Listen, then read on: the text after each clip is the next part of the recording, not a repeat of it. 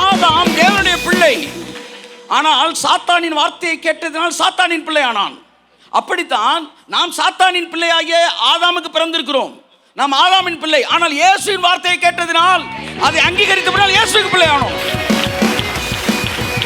இந்த ஒரே ஒரு குற்றத்தினாலே எல்லா தண்டனையும் இருக்குல்ல. இப்ப அந்த ஒரு குற்றத்திலிருந்து நீங்க வெளியே வந்துட்டீங்க.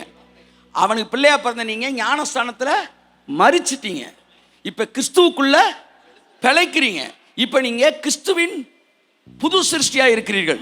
இப்ப ஆதாமோட சந்ததிக்கும் உங்களுக்கும் சம்பந்தமே. நீங்கள் காட்டு ஒலிவ மரத்திலிருந்து வெட்டப்பட்டு நல்ல ஒலிவ மரத்தோடு நீங்கள் இணைக்கப்பட்டு அவருடைய வேருக்கும் அவருடைய சாரத்திற்கும் பங்காளியாய் மாறி இருக்கிறீர்கள். நான் சொல்லவா, ஒரு வேப்ப மரத்துல இந்த கிளைக்கு வேப்ப மரத்தோட தான் இணைஞ்சிருக்கு. அப்ப அந்த வேப்ப மரத்து கிளைக்குள்ள இந்த வேப்பம் சாறு இருக்கு பார்த்தீங்களா, அது போயிட்டே இருக்கும். போயிட்டே இருக்க திடீர்னு பார்த்தீங்கன்னா அதுக்குள்ள ஏதோ ஒன்று தோணும். அந்த கிளைக்கு அப்படியே பார்த்தா ஒரு ஏதோ பூ மாதிரி பூக்கும்.